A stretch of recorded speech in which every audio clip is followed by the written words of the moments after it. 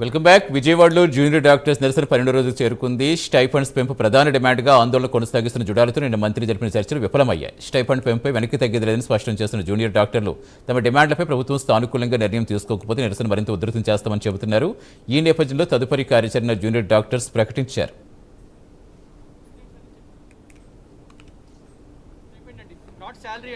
So మమ్మల్ని ఫ్యాకల్టీగా consider చేయడం అనేది చాలా దురదృష్టకరం అండి. దాంతోపాటుగా ఏంటంటే 2024లో ఏదైతే జీవో పాస్ అయిందో, జీవో నెంబర్ 723, అందులో senior residents revision of stipend అయిందండి. ఆ రివిజన్లో ఏంటి అంటే ఇక్కడ క్లియర్గా మీరు చూడొచ్చండి, mention 15% of hike on par with the Judas అని క్లియర్గా మెన్షన్ చేశారండి. ఆ రివిజన్ అనేది ఇది ఇప్పుడు 2026 జనవరి నుంచి అవ్వాలండి. కానీ ఎక్కడ కూడా సీనియర్ రెసిడెంట్స్ అనే మాట చేయకపోవటం అండ్ ఆల్సో ఈ హైక్ ఈ రివిజన్ ఆఫ్ స్టైపెండ్స్ గురించి మాట్లాడకపోవడం చాలా బాధాకరంగా ఉందండి. దాంతోపాటుగా ఇంకొక ముఖ్యమైన అంశం ఏంటంటే, ఎవరైతే ఇప్పుడు పోస్ట్ గ్రాడ్యుయేట్స్ మేము ఎగ్జామ్స్ రాసి పాస్ అయ్యి బయటకు వచ్చినా కానీ ఇప్పటికీ కూడా మా డిగ్రీ సర్టిఫికెట్లన్నీ ఇంకా కాలేజీల వద్దే ఉందండి, విచ్ ఈస్ వెరీ అన్ఫేర్ అండి. మేము మా సర్టిఫికెట్స్ని కోరుకోవటం అది మా హక్కు అండి. దయచేసి ఇవన్నీ మీరు గవర్నమెంట్ చెప్తారని thank you. Last questions answer last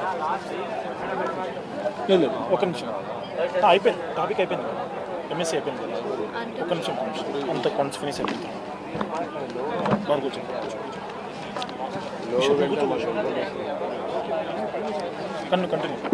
continue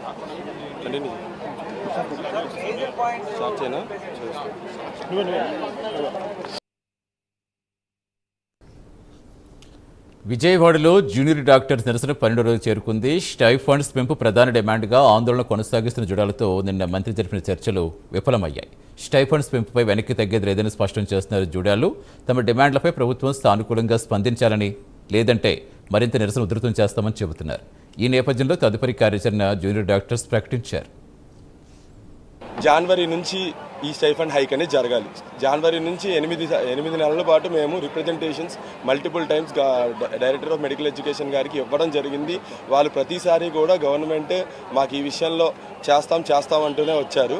ఇంకా ఈ సంవత్సరం ఏడాది అయిపోవస్తున్న సందర్భంలో సరే అయిపోవస్తుంది ఏడాది, ఇప్పటికైనా మాకు పెంచండి ఎట్టి పరిస్థితుల్లో అని స్టైఫండ్ అడిగితే వాళ్ళు పెంచడానికి ముందుకు రాకపోగా 3% హై రివిజన్ చేస్తాం అని చెప్పడం జరిగింది. ఎలా చెప్పారంటే తమిళనాడుని బేస్ చేసుకొని 3% హైక్ ఇస్తామని చెప్పారు. తమిళనాడుని లో కూడా 2021లో తమిళనాడులో 3% హైక్ రివిజన్ అనేది జరిగింది. ఇప్పుడు 2021లో తీసుకుని 2026లో ఎలా స్టైపెండ్ రివిజన్ చేస్తాం అని అనడం అనేది న్యాయం కాదు. మేము 30% అని చెప్పడానికి కారణం ఏంటంటే 10% ఇన్ఫ్లేషన్ ఉంది 2024 నుంచి 2026కి. ఇదే ప్రభుత్వం 2024లో కూడా